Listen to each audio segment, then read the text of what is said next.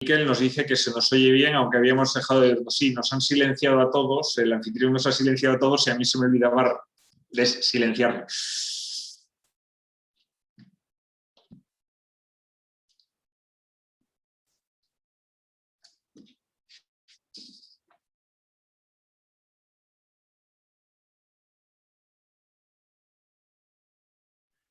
Vale. Cuando quieras, ya está. Muy bien, se escucha bien, de acuerdo. Pues bueno, lo que comentaba un poco. Lo primero me voy a presentar, ¿no?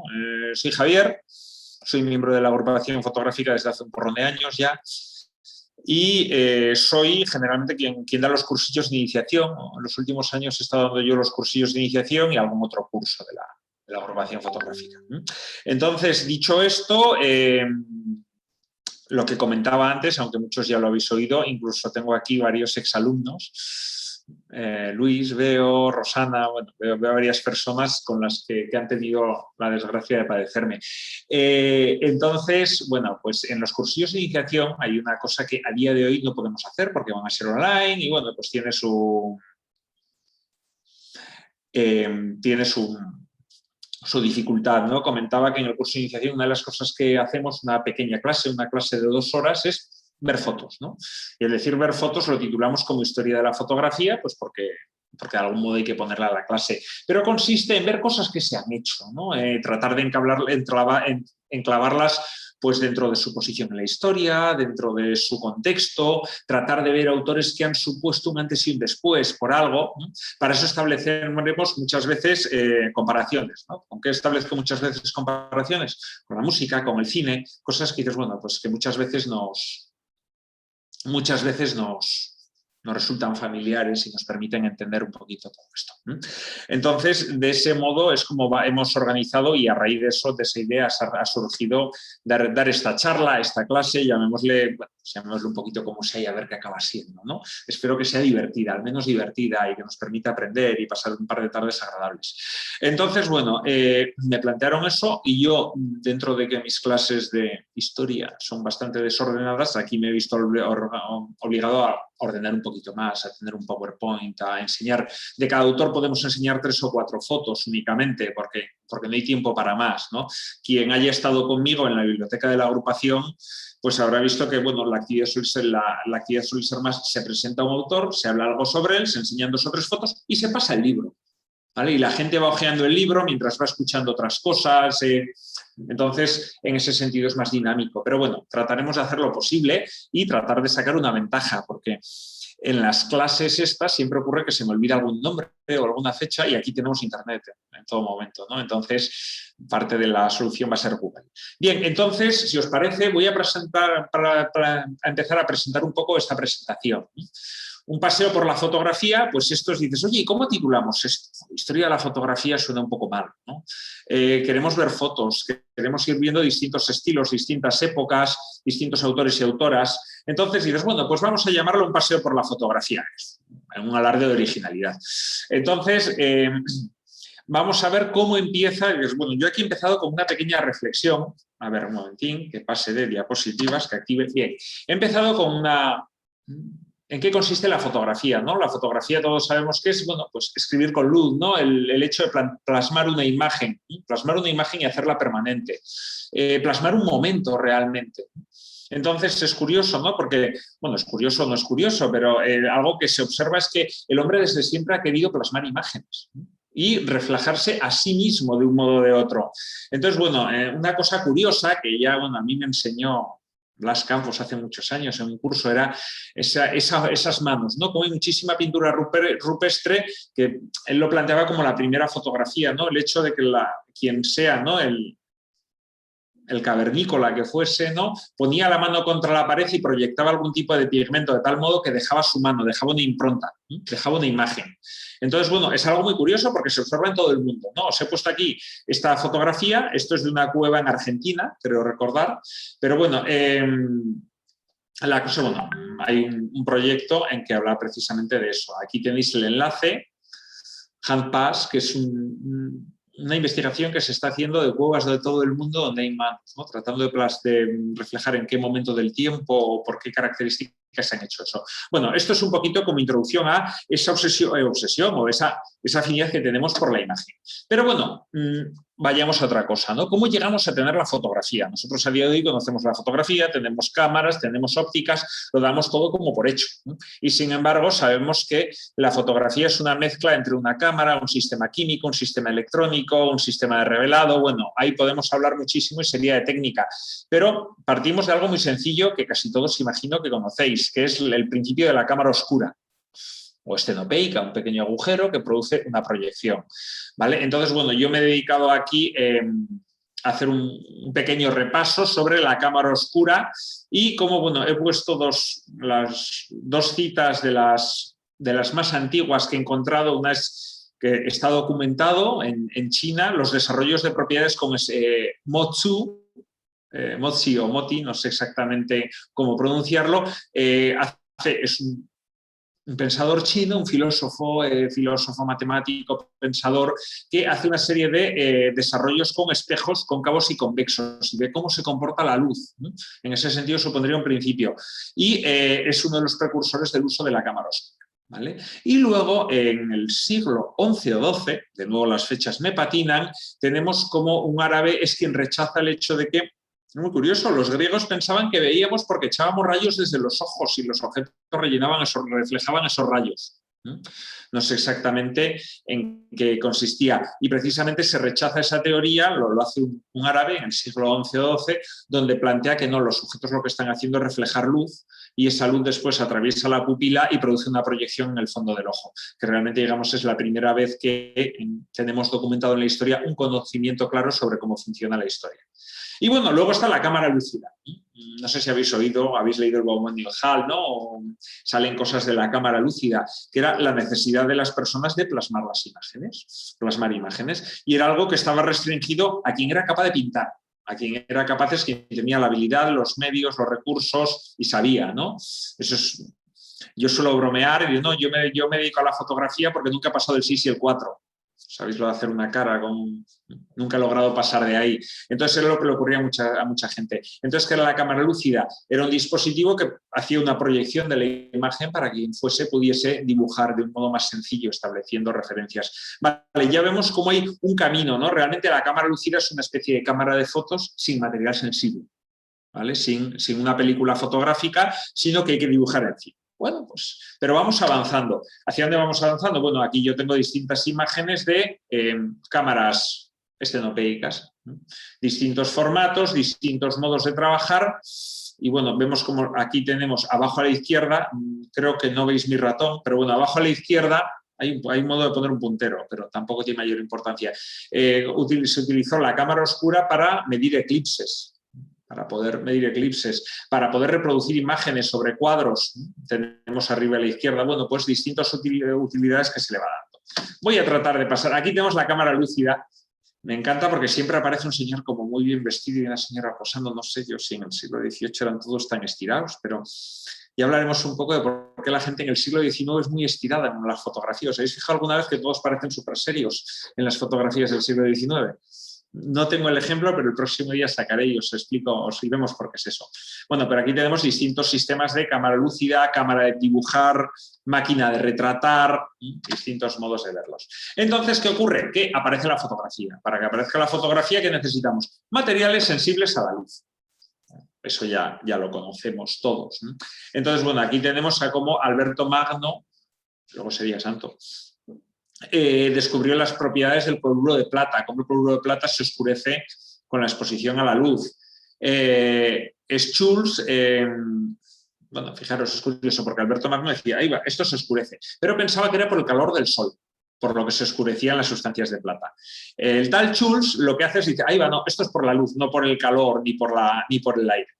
Entonces, bueno, va evolucionando un poco todo esto. Y al final, Thomas, el tercero de la lista, que ni recuerdo ni tengo intención de que nadie lo reconozca, empieza a utilizar con la cámara oscura compuestos sensibles a la luz, 1802. Esto yo lo recuerdo muy bien y no he sido capaz de encontrar, porque ¿os acordáis de Eras una vez la vida? Eras uno de los inventores, aquellas series francesas que había, Eras una vez el hombre, Eres una de la vida, Y creo recordar que había una cortita que era así una de los inventores. Entonces hablaba como la fotografía era una faena porque habían inventado la fotografía, pero hacían una foto y la foto había que meterla dentro de un baúl y después no volver a verla nunca más porque si le daban la luz se estropeaba.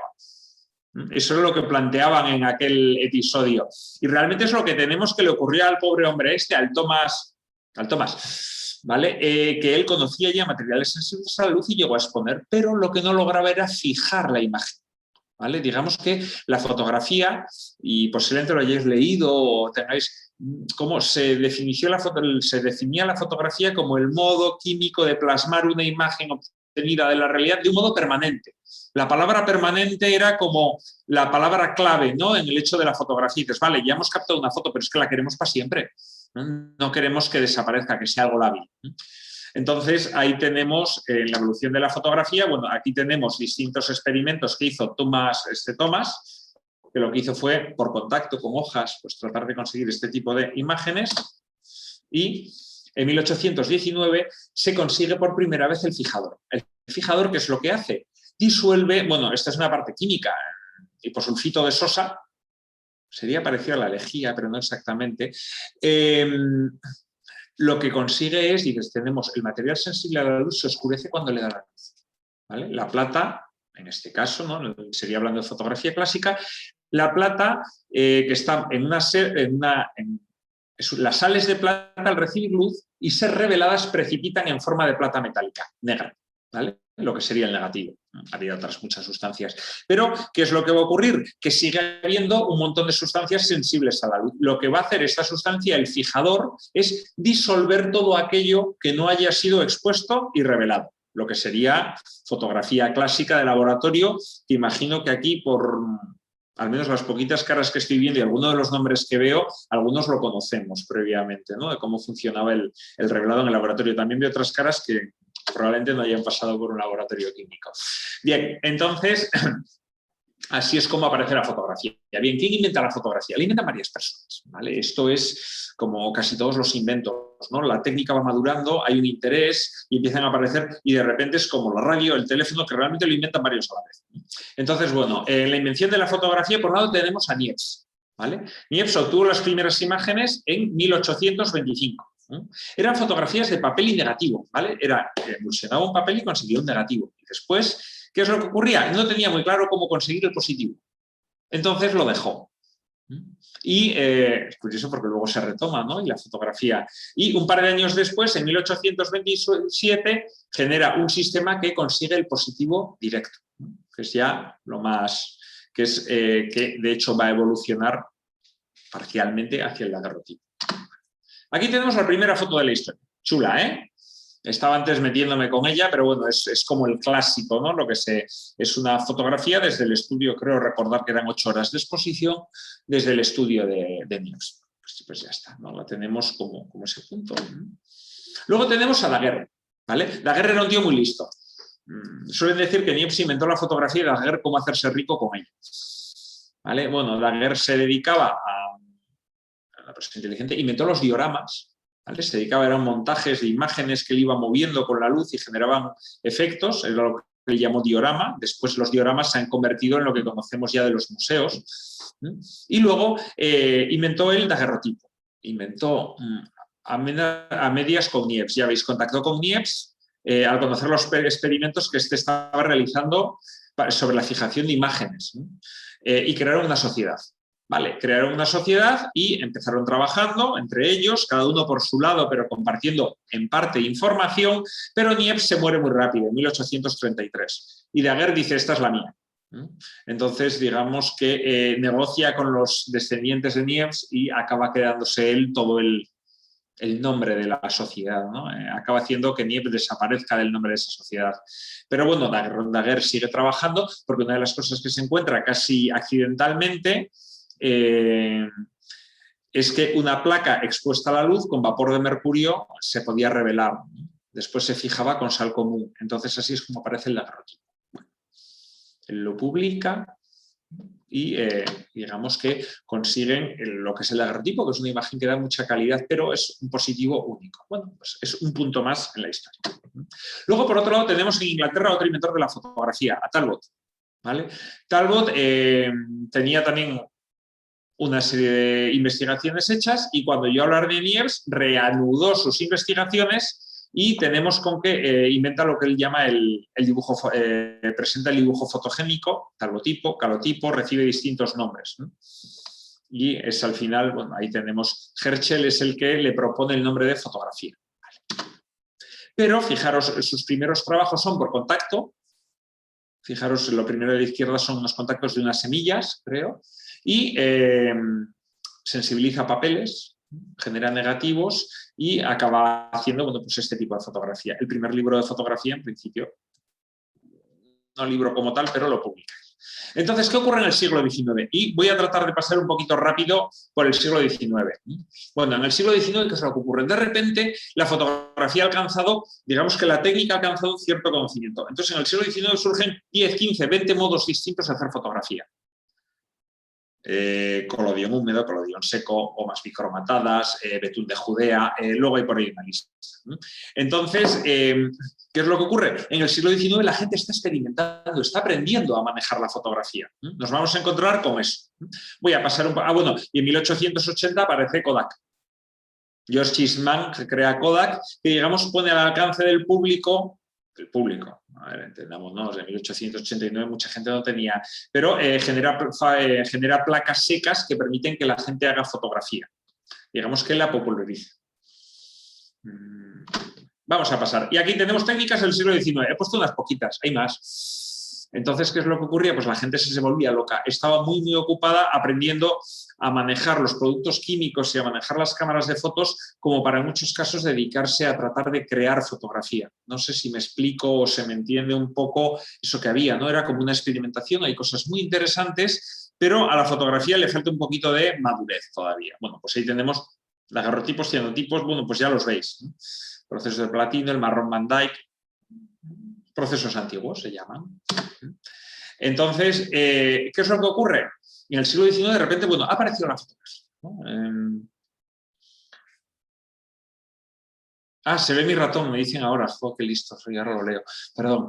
En el siglo XIX, aparece la fotografía, ¿no? Y supone una explosión en muchas cosas. El hecho de que dices, ahí va, tenemos una técnica que reproduce imágenes de la realidad, no la pintura, reproduce imágenes de la realidad. En ese sentido, tenemos que pensarlo como un gran choque, ¿no? Es como la aparición de la imprenta, como la aparición de Internet, no sé, en ese sentido es algo que produce muchos cambios, ¿no? No solo en el panorama artístico, como pone ahí, sino también el modo de ver la realidad.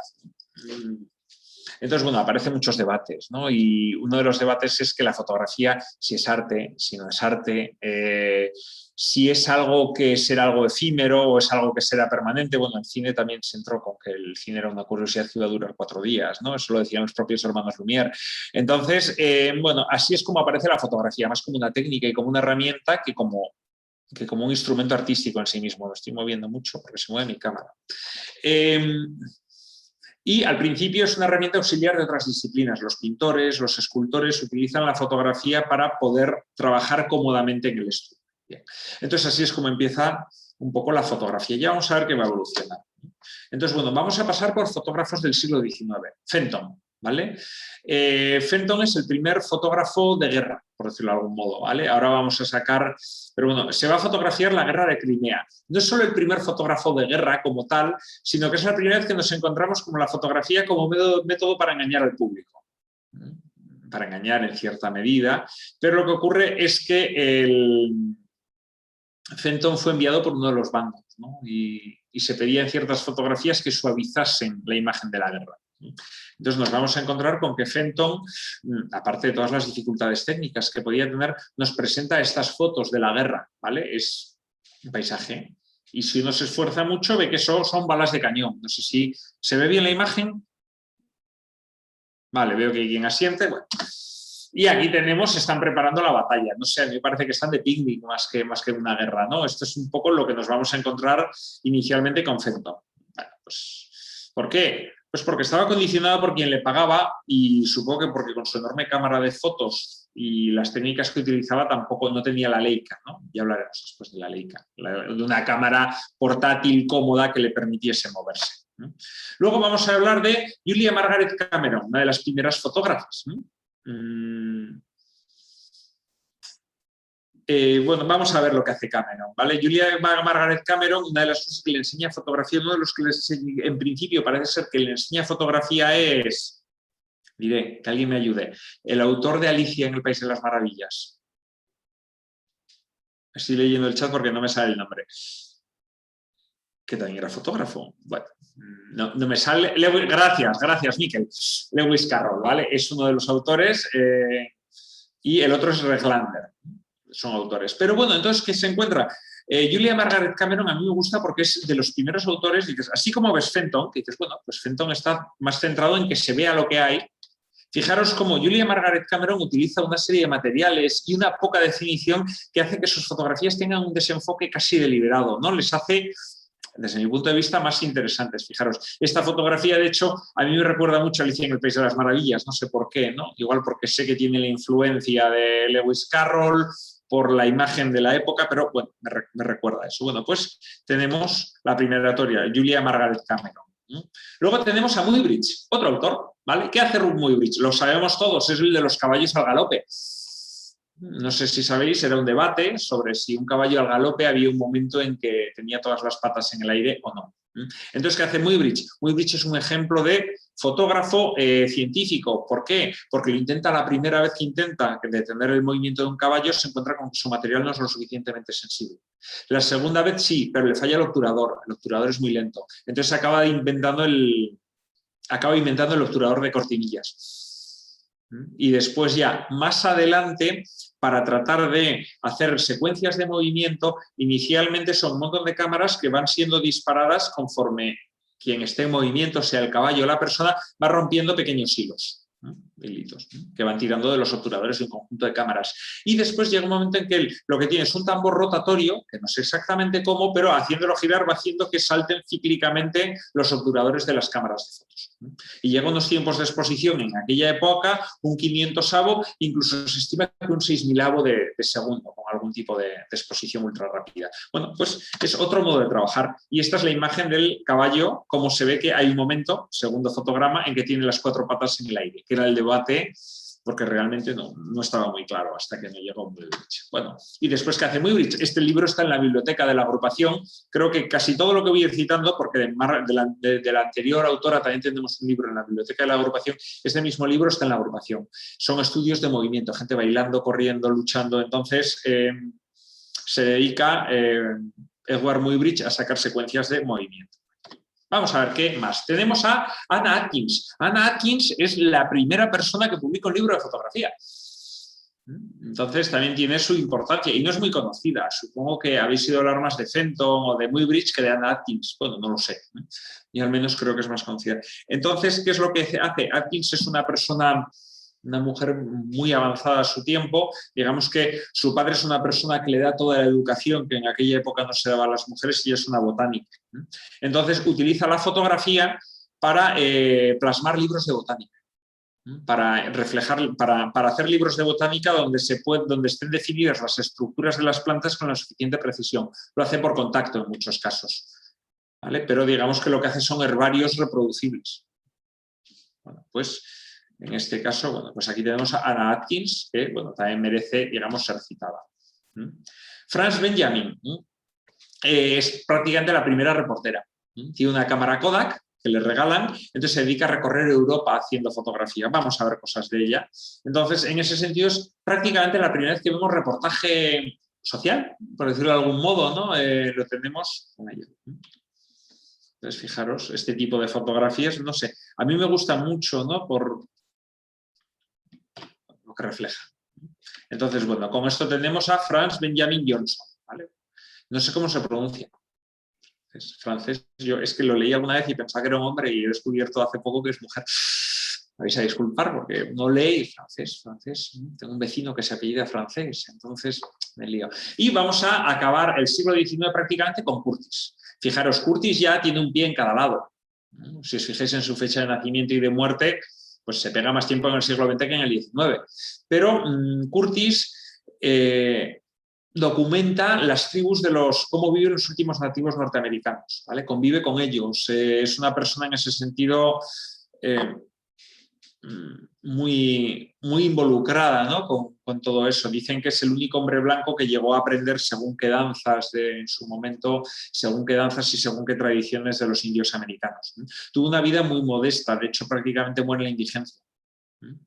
Y una de las cosas que a mí, bueno, tuve una vez Curtis, aparte de haber hecho todas las fotografías de los nativos norteamericanos, de toro sentado, de verdad, luego en sus últimos años se tuvo que dedicar a hacer fotografías en un espectáculo que había en Nueva York sobre Buffalo Bill.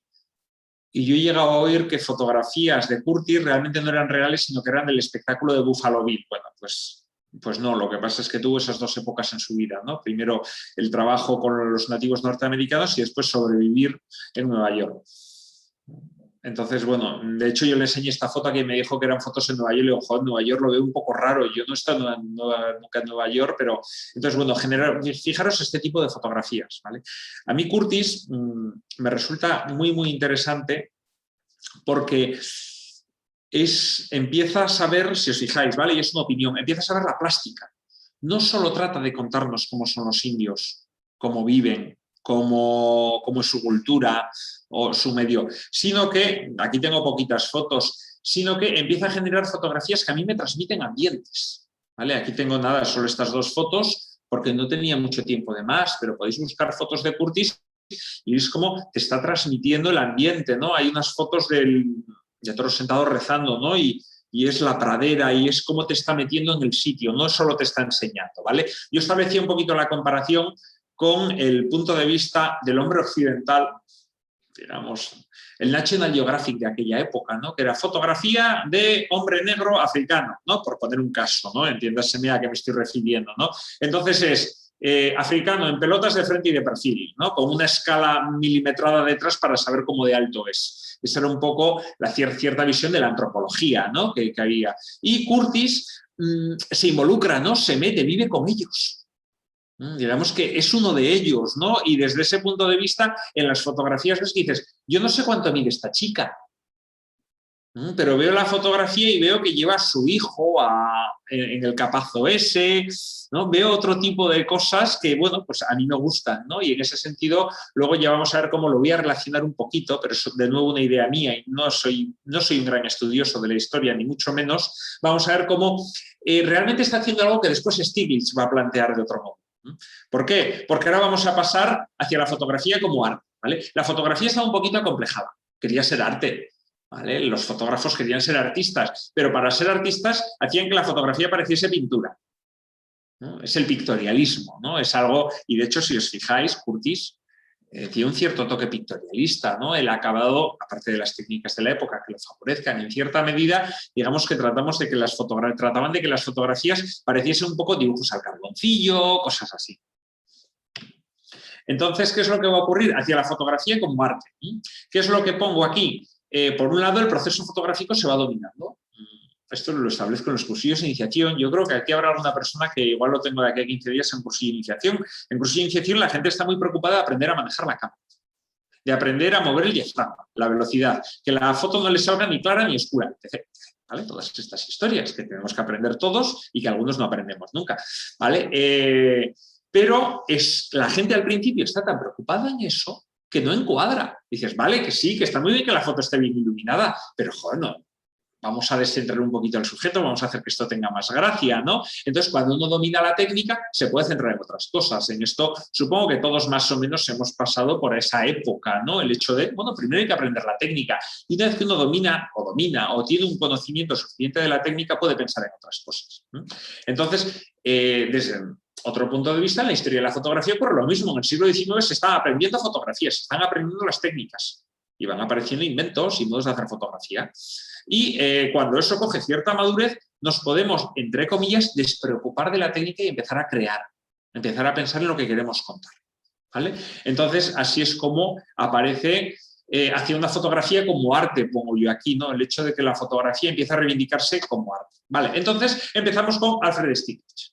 Yo suelo bromear como el bueno de Alfred Stieglitz porque me fui a una conferencia suya en el Museo de Navarra. Igual Pío estaba, no lo sé, hace una cuadrilla de años. Dieron unas charlas organizadas por el Ateneo Navarro y una era sobre Alfred Stieglitz. Y yo fui allí con 16 o 17 años, ha llovido, y había un señor hablando de Alfred Stieglitz y no enseñé ni una foto de Alfred Stieglitz en 2 horas y pico hablando sobre él. A mí aquello me pareció horroroso, ¿no? Y dices, ¿cómo se puede hablar de un fotógrafo sin enseñar fotos?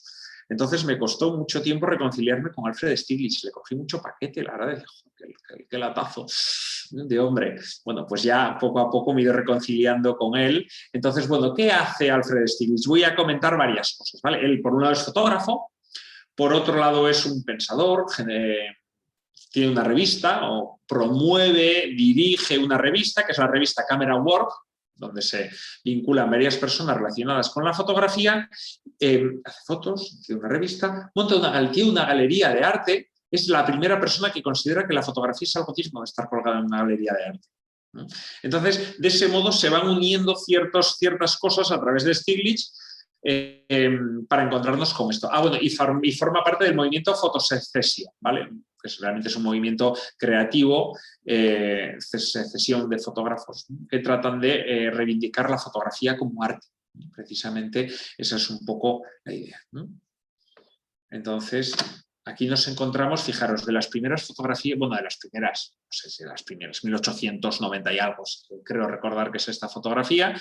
El Fred Stieglitz está recorriendo Europa y esto es Venecia. No os lo vais a creer, pero esto es Venecia. Entonces, si os fijáis, aquí tenemos pictorialismo. Parece un cuadro al carboncillo en cierta medida. Entonces, ¿qué es lo que va a ocurrir? Al principio, estos autores quieren que la fotografía sea arte. Y para que sea arte siguen anclados al pictorialismo. Y el pictorialismo, vamos a ver cómo, bueno, aquí tenemos esta foto pictorialista, aquí tenemos cómo se va diluyendo el pictorialismo, sin ser todavía muy drástico. ¿Qué tenemos en esta fotografía? Yo la pongo siempre como un ejemplo, enseño este libro, esta fotografía en concreto, digo, ¿qué sentís? Porque es una de las cosas de las que habla Alfred Stieglitz. La fotografía, por un lado, puede ser un arte en sí misma, la fotografía directa, sin necesidad de artificios para que parezca pintura, y por otro lado, otra de las cosas que plantea es que la fotografía puede transmitir, en el sentido de un arte, en el sentido en que transmite. Entonces yo os voy a decir, esta foto, yo veo esta foto, dicen que hubo mucho debate, él plantea esta foto en el grupo Photosecession, y oí una vez, ¿no?, un comentario que le dices, bueno, recibe una serie de comentarios, joder, Alfred, ¿por qué no te has acercado más al carro? No se ve bien, la foto no está del todo enfocada. Jo, macho, qué truño de foto. Ese es un punto de vista, ¿no? Y Alfred Stieglitz, digamos que lo que plantea es, no, si es que yo no te quiero enseñar el carro, yo lo que quiero es que sientas. Y si os dais cuenta, esta es una foto muy clara, yo al menos la veo y me entra frío, me entra incomodidad, estoy viendo el viento lateral, estoy viendo la nieve y que, joder, ahí no se está a gusto, ¿vale? Entonces, en cierta medida te está metiendo eso a través de la imagen, ¿no? A través de una imagen te está transmitiendo algo. En ese sentido es algo que empieza a generarse, a transmitir mediante la imagen. Bueno, entonces, de ese modo es como se va llegando a la fotografía directa. La fotografía no necesita artificios para ser arte, no necesita parecerse a la pintura, tiene sus propias herramientas, va generando su propio lenguaje visual y va a ir evolucionando, ¿vale? Vamos a tratar de ir viendo cómo va evolucionando. ¿Cómo evoluciona? Pues de muchas maneras. Pero yo lo que voy a hacer es ir citando distintos grupos, distintos autores. Voy a empezar muy original por el grupo del diafragma 64. Sale en California, años 30, sobre todo, influidos por los trabajos de Paul Strand. Paul Strand es un fotógrafo muy directo, lo vamos a ver ahora, algunas fotografías suyas. Autores, Ansel Adams, Imogen Cunningham, Paul Edwards, hay varios que ni siquiera ahora mismo no les pongo fotos, pero sonará Ansel Adams, Imogen Cunningham, por ahí estará William Eugene Smith. Edward Weston, disculparme. Edward Weston, sí, Edward y Brett Weston, distintos autores que vamos a ver que hacen una fotografía muy directa. Entonces, bueno, ¿influidos por quién? Por Paul Strand. Stieglitz realizó una exposición de Strand en la Galería 291, que era creo que era el número 291 de la Quinta Avenida, donde estaba su galería, por eso se llamaba así. Y bueno, aquí tenemos trabajos de Paul Strand. Y es una fotografía directa, ¿vale? Ya no trata de parecer un cuadro, ¿no? En el caso de la izquierda vemos algo de fotografía abstracta, son unas tazas, o un retrato de hecho directo de una persona ciega. Y aquí tenemos esta otra fotografía. ¿Os recuerda otra? ¿Alguien me puede decir qué otro autor ha hecho esta foto? ¿Había visto esta misma foto hecha por Ansel Adams? Porque es una clara, bueno, no es que sea una clara influencia, es que Ansel Adams fotografió este mismo sitio, creo que no lo tengo aquí, lo podemos buscar, pero bueno, únicamente cómo se relacionan entre ellos, ¿no? Cómo se ve, un ejemplo muy claro es, bueno, pues esto es una fotografía de Paul Strand que años después Ansel Adams va a hacer Ansel Adams Style, para entendernos, ¿vale? Pues este es Paul Strand. Vamos a Ansel Adams, 1902-1984. Lo conocemos todos, Ansel Adams. Digamos que si tuviésemos que citar 5 o 10 autores en la historia de la fotografía, poquita gente se dejaría Ansel Adams. Desarrolló la técnica, desarrolló el lenguaje, empieza a generar unas imágenes, ya veis, no sé si veis que estoy separando los brazos, ¿no? Grandiosas, ¿vale? Sería la palabra, ¿no? Y mejora la técnica muchísimo, genera técnica para que esas fotografías puedan ser grandiosas. A día de hoy, muchas de estas fotografías nos llaman la atención por su calidad, por su acabado. Imaginaros ver estas fotos en los años 30 del siglo XX. Claro, se tenían que caer al suelo directamente, ¿no? Con ese acabado que vemos en la fotografía de Ansel Adams. Entonces, bueno, esta otra fotografía la he puesto porque se utiliza para... Yo al menos la utilizo para dar clases, pero bueno, son fotografías de Ansel Adams, podríamos ver muchísimas. Y fijaros, ¿no? Yo siempre lo pongo como ejemplo de esa fotografía directa, ¿no? Ya no hay ningún artificio. Pero bueno, el artificio puede ser en cierta medida, ¿vale? Y esa es parte del lenguaje. Fijaros cómo el tronco en primer plano está entre zona 7 y zona 8. Está perfecto para que veamos la textura de ese arco. Y cómo vamos generando un degradado y en las zonas más oscuras también seguimos teniendo detalle. Y cómo además con la luz nos está generando, con esa iluminación nos está generando distintos planos. Nos estamos metiendo en parte en lenguaje fotográfico. Lo podemos encontrar en la pintura en cierta medida, ¿no? El trabajar con la luz y trabajar en planos. Pero bueno, es otro modo de trabajar, ¿no? Que en Ansel Adams vemos un caso. Me paso a Edward Weston. Rapidito, porque si no, llevo ya una hora rajando. No nos va a dar tiempo ni para la leche. Edward Weston. Edward Weston busca la belleza como tal, ¿no? Y una de las cosas es que plantea que él busca la belleza donde esté. Y fijaros cómo hace unas fotos sumamente plásticas de pimientos, en este caso es un desnudo de 1936, y fijaros, yo los he puesto a la par porque en el curso siempre digo, fijaros, ¿a qué os recuerda el pimiento?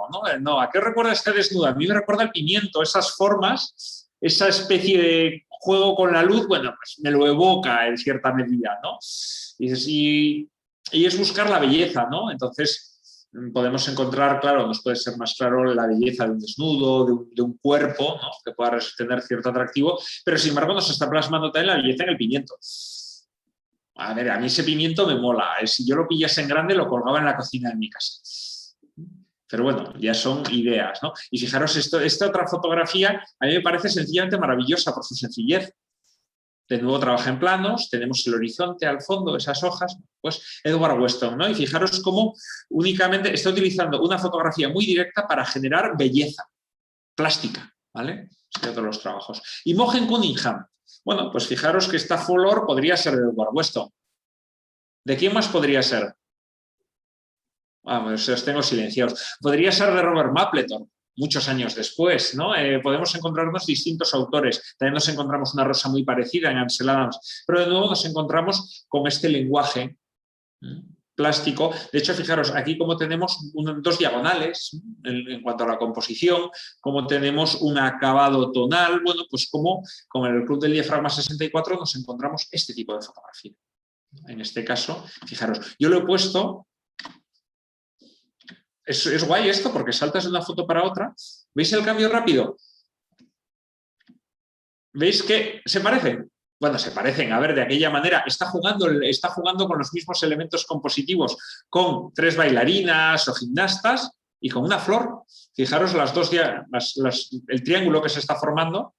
Bueno, a mí me lo parece y las he puesto consecutivas por esas. Como parte de nuevo del lenguaje fotográfico. Jugamos con triángulos, jugamos con formas, jugamos con fondos. Dadaísmo, surrealismo. Bueno, adivinar de quién voy a hablar. De Man Ray, ¿vale? Por citarlo, es otro autor, juega mucho con la forma. Él es americano, pero hace todo su trabajo en París. Está muy influido por el cubismo, por el surrealismo, bueno, pues por todas las corrientes de la época. A mí en esta época, siempre lo digo, me parece un poquito más árida la fotografía europea que la americana. en el sentido de que tú te vas hacia atrás y esto es como mucho más fácil de ver o más atractivo a primera vista que según qué trabajos de Man Ray. Pero bueno, esto ya es idea mía. Veis, a la izquierda tenemos los rayogramas, son experimentos únicamente con formas, por contactos, colocando objetos sobre material sensible, y a la derecha tenemos una solarización. Una solarización es una técnica de laboratorio que trata de realzar las líneas, ¿no? Y luego vamos a hablar de la nueva objetividad. ¿Os acordáis que hemos hablado de la fotografía directa en Estados Unidos? Pues en Europa hacen algo parecido. La nueva objetividad. Salen en la Alemania de entreguerras y de nuevo es el hecho de jugar con la fotografía muy directa. La nueva objetividad también tiene que ver con otros procesos creativos, con pintura, con bastantes cosas, ¿no? Pero bueno, nos vamos a encontrar... Nos vamos a encontrar con Rodchenko. Esta fotografía seguramente la hemos visto todos. Rodchenko, bueno, pues tenemos un par de fotografías suyas, no, 3. He puesto esta fotografía porque, que alguien me corrija, creo que es la portada de una edición del Beaumont New Hall. Esta fotografía, precisamente, pero bueno. Y aquí tenemos la chica de la Leica y esta otra fotografía de la persona en las escaleras, ¿no? Y cómo está jugando con los planos. De nuevo nos encontramos una fotografía, a mí se me hace muy interesante, el contraluz, las líneas, y de nuevo es lenguaje puramente fotográfico. Ya no estamos vinculados ni a la pintura, ni a tratar de conseguir artificios, sino únicamente es generar mediante imagen, encontrar las imágenes interesantes. Distintos autores. August Sanders, ahí va, he tachado el año, murió en el 60 y algo. August Sanders debatía con Javier Huarte, presidente de la agrupación fotográfica, y digo, oye, ¿lo meto en la nueva realidad esta August Sanders? Y dice, bueno, trabajan con objetos, no lo sé, pero de todos modos, August Sanders en cierta medida también es una persona que trabaja con una fotografía muy directa, ¿no? Una realidad muy objetiva, o sea, planta el retrato, retrata a la gente sin artificios, la pone y la gente es tal cual es, ¿no? Entonces, este libro, Gente del siglo XX, a mí me parece, está en la agrupación, si alguien lo quiere ver, en la biblioteca, es un libro donde dices, bueno, hay un lenguaje visual, ¿no? De esta fotografía que estáis viendo, creo recordar, que son 3 campesinos en la Alemania de entreguerras que van a una fiesta. Entonces, bueno, a partir de ahí ves como uno está más distante. Creo recordar por la explicación que me dieron, y así parece que los dos de nuestra derecha, de su izquierda, son hermanos. El otro es otra persona, ¿no? Entonces, bueno, se podía analizar, ¿no? Cómo van con el bastón cuando realmente no lo necesitan, ¿no? Van a una fiesta, es como un signo de elegancia o de distinción. Bueno, pues ahí es donde tenemos. ¿Esta foto suena a los de Pamplona? Venga. ¿Nadie está en el mesón de la Navarrería últimamente? Porque el mesón de la Navarrería utiliza esta fotografía como logotipo. Es, bueno, pues un cargador de ladrillos. Está retratado, bueno, pues es una persona, un operario, supongo que tiene que tener la espalda deshecha, pero no se nota, ¿no? Entonces, bueno, es con cierta chulería, ¿no? Esa pose. A mí me gusta ese... Y bueno, pues... Es cierto, creo que alguien ha recordado el mesón de la Navarrería o hace mucho... Y bueno, y aquí tenemos otra fotografía de August Sanders, ¿vale? Yo creo que son 2 chicos ciegos, pero de nuevo creo, no tengo la fuente oficial, entonces podría ser, yo lo he leído, pero en internet es muy peligroso porque claro, no tengo toda la información. De hecho, esta fotografía la vamos a enlazar en cierta medida con Lisette Model, con Diane Arbus, podemos enlazar por ahí con el estilo, aunque bueno, es más August Sanders, pero bueno, podemos ver ahí ciertas similitudes. Entramos con el fotoperiodismo. ¡Ay, qué mal se ve! Esto lo he copiado, ¿vale? Este diagrama lo he copiado y lo he copiado, bueno, todo lo he sacado de internet, lógicamente, pero casi todo lo que no son autores o 4 datillos sobre fecha de nacimiento sacado de Wikipedia, pues quiero citar las fuentes. Entonces, oscarenfotos.com es un profesor de historia de la fotografía de México que tiene un blog maravilloso, con información, opiniones, o sea, tiene de todo. Entonces os he puesto ahí el enlace para que si queréis entrarlo, ¿no? Entonces, bueno, fijaros aquí, nos está hablando del fotoperiodismo, nos cita Lewis Hine, que vamos a hablar de él, y nos va a hablar de la Leica, 1914. De nuevo, antes hablábamos de la importancia de poder dejar aparte la técnica para empezar a crear. Para hacer según qué tipo de fotografías también es importante dejar de cargar con un mamotreto de 20 kilos. Entonces, nos vamos a encontrar con distintos puntos, distintos autores. Robert Capa, bueno, lo tenemos en el 44, fotografías sobre la Guerra Civil Española. ¿Por qué os cuento esto de la Guerra Civil Española? Lo vamos a ver ahora después. En la Primera Guerra Mundial apenas hay fotos. Había muy pocos fotógrafos y eran fáciles de censurar. En la Guerra Civil Española es prácticamente el primer gran conflicto que se fotografía con mucha libertad. Vienen varios medios de otros países, ingleses, americanos, y hay fotógrafos. De la Primera Guerra Mundial hay poquitas fotos. ¿Por qué? Porque las grandes potencias eran las que estaban ahí, estaban limitando un poco bastante el hecho de que la gente viese esa crueldad. Además, la Primera Guerra Mundial, las trincheras, anda que no tuvo que haber ahí miseria, bueno, en cualquier guerra, pero... Entonces, aquí ya tenemos distintos trabajos. Entonces, bueno, voy a empezar con Margaret Bourke White, una reportera que he puesto esta foto. ¿Por qué he puesto esta foto? Bueno, esto creo que es el edificio Chrysler, porque después buscaremos, porque hay la misma foto hecha de Annie Leibovitz en el mismo sitio. 50, 70 años después, Annie Leibovitz haciendo una foto desde el mismo punto. 50, no, el edificio son los años 20, años 30, por ahí. Entonces, bueno, nos encontramos con Margaret Bourke White. ¿Os suena esta? A ver, es una reportera muy reivindicativa. Esta fotografía quizás la hayáis visto, sale en varias revistas, sale incluso en alguna película, ¿vale? No hay estilo de vida como el estilo de vida americano, ¿no? Es la gran publicidad cuando se trata de salir de la crisis, del crack del 29, y hay más interés en decir, joder, qué bien vivimos aquí, ¿no? Y lo de abajo es una cola para coger comida del Ejército de Salvación. Entonces es una fotografía, digamos, eso, muy reivindicativa, ¿no? Muy crítica. Nos encontramos eso. Y una de las cosas que retrató Margaret fue uno de los reporteros que estuvo cuando se liberaron los campos de concentración nazis. Entonces hay algunas fotografías realmente muy duras. Entonces, bueno, aquí está, bueno, he puesto esta de los campos de concentración, pero muchas de las fotos que veis de las liberaciones de los campos de concentración precisamente son de Margaret Bourke White. Vale, más cosas. Lewis Hine. De nuevo veis, esta foto es anterior a las del... De hecho, creo que esta foto es del 17. Puedo equivocarme, como siempre, con las fechas, pasar de mí. Pero estas fotos son posteriores. Pero bueno, tenemos que más o menos ir hacia adelante o hacia atrás. Entonces, Lewis Hine, os suena Lewis Hine, ¿verdad? Fotografía, también en fotografía directa, hace las fotos de las grandes empresas, ¿no? Niños trabajando. ¿Habéis visto la foto esta que hay un señor apretando? No la tengo aquí, pero es un señor apretando con una llave inglesa gigante una especie de sistema circular.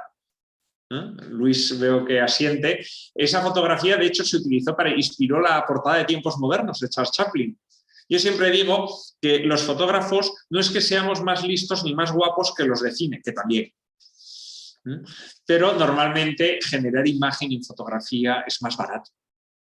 A ver, con todo eso, ¿no? Cuando dices, vale, generar algo nuevo en fotografía, pues yo necesito una cámara, necesito una idea, puedo necesitar unos medios. Sin embargo, si quiero hacer una película necesito muchos más medios y mucho más dinero. Entonces es mucho más fácil tirarse de la moto e innovar, ¿no? Hacer cosas absolutamente nuevas en fotografía que en cine.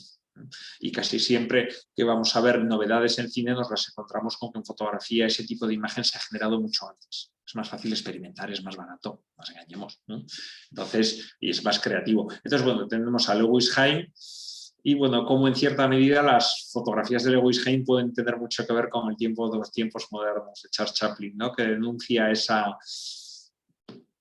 maquinalización de la gente. Esta niña que trabaja en un telar, creo, y aquí tenemos los niños que trabajan, no sé si es una fundición o exactamente qué es, ¿no? Pero bueno, es una empresa con unas condiciones laborables envidiables. Pero bueno, es la época. Una cosa, mucha gente cree que la fotografía de los obreros sentados en una viga es de Lewis Hine, porque corresponde temporalmente y corresponde con el estilo, pero no, es anónima. Todavía hay teorías sobre quién la fotografió, pero sobre quién la hizo, pero no está claro. Los digo porque ha habido más de... Esa foto es de Lewis Hine. No, la de los señores sentados en un andamio no es de Lewis Hine. Bueno, únicamente como comentario. Dorothea Lange, os suena, ¿verdad? Porque alguna de estas fotografías, de hecho, está en las edades del hombre. La familia del hombre, the family of man, no sabría cómo traducirlo, ¿no? La familia humana podría ser. Entonces, bueno, de hecho creo que la chica de la izquierda, la niña, está en en el trabajo del MoMA, de Eisenstein, ya que lo veremos después. Entonces, bueno, aquí tenemos a Dorothea Lange y cómo retrató la gran crisis, las grandes migraciones hacia California y este tipo de fotografía, ¿no? Bueno, pues tenemos de nuevo distintos tipos de...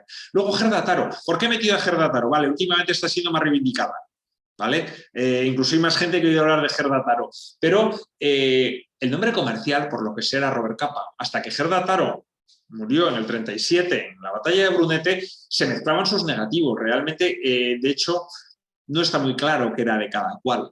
Entonces, prácticamente todo se ha atribuido después a Robert Capa. No sé si por el tiempo, porque vivió unos poquitos años más, porque era hombre, por todo probablemente. Entonces, bueno, pues quiero citar aquí Gerda Taro y una serie de negativos que sí que tenemos bien claros que son de ella, porque creo que ya había roto con Robert Capa los últimos años de su vida, pero no estoy seguro. Entonces, bueno, es considerada la primera fotoperiodista que fue a un frente de guerra y aquí tenemos fotografías suyas. Bueno, pues sin más porque la tengamos ahí, ya sabéis cómo acabó, supongo, le pasó un tanque por encima en la batalla de Brunete y antes tiene una historia muy curiosa porque ni ella se llamaba Gerda Taro ni Robert Capa se llama Robert Capa, sino que inventaron esos seudónimos y eran representantes de sí mismos, iban con su nombre real haciéndose pasar por el representante del gran fotógrafo fulanito para tratar de, utilizándolo como herramienta comercial para tratar de conseguir trabajos. Pues esta es Gerda Taro. Y voy a entrar en otro tema de Gerda Taro, Robert Capa, ¿vale? Son insolubles realmente muchas cosas. Voy a pasar a Magnum, ¿vale? ¿Qué es Magnum? ¿Cuándo surge? Magnum surge en el 47, después de la Segunda Guerra Mundial, y son una serie de fotógrafos, ahí los tenemos, esos 4 fotógrafos que deciden formar una agencia. ¿Por qué? Para poder poner sus condiciones, para controlar su obra y, bueno, generan la agencia Magnum. Y rápidamente, digamos que ellos se organizan y se reparten el mundo de cierta manera, ¿no? A la hora de producir el trabajo, pues Cartier-Bresson empieza trabajando en Asia, creo recordar que Rothger es el que va más a África, hay trabajos de los nubios, ya lo veremos, David Seymour, pues no me acuerdo qué hace, y Robert Capa, pues se va donde haya tiros, ahí está Robert Capa, eso no. Entonces, bueno, se genera la agencia Magnum, vamos a empezar por Robert Capa, ¿vale? Robert Capa, a mí una cosa, esta fotografía suya es de la Guerra Civil, la he puesto aquí porque, no sé, a mí es una foto que siempre, la habréis visto en grande, supongo, es una foto que siempre me llama la atención porque es toda la crudeza de la guerra. ¿Y por qué pongo a veces a Robert Capa? Porque Robert Capa no es que sea especialmente, no es que vaya a buscar la víscera, aunque posiblemente vio muchas, sino que nos transmite más lo que es la guerra. Robert Capa muchas veces te exige que veas la dureza de la guerra. Yo veo esta foto, ¿vale? Y si veo esta foto, digo, vale, pues hay unos señores andando. Si me pongo a analizarla un poco y dices, no, coño, son refugiados, los está llevando un gendarme, creo que son catalanes, que han cruzado la frontera, pero no estoy seguro. Creo recordar que esa es la historia. Entonces realmente me está plasmando la dureza de la guerra de un modo indirecto. Estoy viendo a cientos de personas que han tenido que irse de su casa con lo opuesto. Entonces, requiere un análisis, ¿no? Aparte luego ya la composición, lo que dices, ¿no? El primer plano, el gendarme, cómo se hace esa composición. Bueno, pues son cosas. Esta es la liberación de París. Bueno, pues nos transmite la alegría. Bueno. Y este es el desembarco en Normandía. ¿Vale? Bueno, pues eso. Ahí sabéis que Robert Capa fue el único fotógrafo que entró con la primera oleada de tropas aliadas en Normandía. Vamos a saltar a Cartier-Bresson. Bueno, una cosa es el leitmotiv de Robert Capa era si la foto no es lo suficientemente buena, no estabas lo suficientemente cerca. La frase es en inglés más bonita, pero no me veo capaz de decirla sin hacer el ridículo. Entonces, quedaros con la idea en castellano. Entonces, y realmente Robert Capa transmite eso desde 2 puntos de vista. Por un lado, su cercanía. Sabéis cómo murió, pisó una mina en Indochina, hasta luego Lucas, se acabó el fotógrafo, ¿no? Pero eso, digamos que era estando ahí, estando siempre, ¿no? Estando cerca. Y otra de las cosas era su implicación. Realmente Robert Capa tenía bastante implicación política en cómo fotografiaba, sobre todo, bueno, pues había mucho que ver en la Segunda Guerra Mundial, con la ocupación de Francia, pues todo este tipo de cosas le habían hecho oponerse al fascismo de un modo bastante claro, no era en absoluto equidistante en su fotografía. Y aquí lo tenemos. También lo vamos a tener en Cartier-Bresson. Y aquí tenemos el desembarco en Normandía, ¿no? Que, bueno, estar cerca es desembarcar con donde están lloviendo tiros. Cartier-Bresson y el momento mágico, ¿vale? Cartier-Bresson, todos lo conocemos, el momento mágico. Hay un momento que hace la fotografía especial, ¿no? Eso es lo que transmite. Aquí tengo dos momentos mágicos, ¿vale? Ninguna de esas dos fotos funciona ni medio segundo antes ni medio segundo después, sino que es captar el momento. Y además, en la foto de la derecha, especialmente, la de las escaleras, vemos cómo la composición es una espiral que me conduce al fotógrafo. Igual muchos habréis visto, no nos vamos a enrollar con eso, pero las fotografías de Cartier-Bresson casi siempre se pueden descomponer en una espiral basada en la razón áurea. Entonces, si tú coges la fotografía, ves como los puntos de interés de la fotografía van pasando por los puntos de esa espiral áurea, ¿no? Si alguien tiene interés, si se busca Cartier-Bresson razón áurea o Cartier-Bresson espiral, hay 1000 millones de referencias en Internet. Y fijaros de nuevo esta fotografía la pongo como ejemplo de los tercios, de la regla de los tercios. ¿Vale? Es un poco tonta, pero no sé, es una foto de pura sencilla que me parece mágica. No sé si a vosotros os gusta o no os gusta, pero dices, es que son unas fotos, fijaros, tenemos los árboles orientados un poquito en la izquierda, tenemos como la fila de árboles tira principalmente hacia la izquierda, sin embargo tenemos un contrapeso con otro grupo de árboles a la derecha y de repente todo se sujeta, ¿no? Todo está en su sitio. ¿No? Y digamos, no, esta foto yo creo que si le cambias una brizna de hierba, empeora. Pero bueno, es mi opinión, ¿no? Y es una de las cosas de Cartier-Bresson, yo suelo bromear en las redes. Es como ese amigo que hace unas rabas estupendas y no, así es muy fácil, ¿no? Entonces tú te pones a hacer las rabas según la receta que te da tu amigo y eso es un desastre y no es nada fácil, ¿no? Entonces con Cartier-Bresson y dices, qué fácil es la fotografía, ¿no? Qué sencilla, qué maravillosamente funciona. Y sin embargo uno se encuentra con que no. Es eso. Y de nuevo, fijaros, aquí tenemos también una fotografía en masas está volcada a la derecha y sin embargo solo las manos de esa persona nos contrapesa un poquito hacia la izquierda, ¿no? Y conseguimos ese equilibrio. Otra foto de Cartier-Bresson, no sé. Podemos pasar cientos, ¿no? Tenemos internet y si uno busca Cartier-Bresson hay miles de fotos, ¿no? Y todas son, no sé qué tiene, pero funciona, ¿no? Vale, Inge Morad. ¿Por qué pongo Inge Morad? Porque fue la primera mujer de la agencia.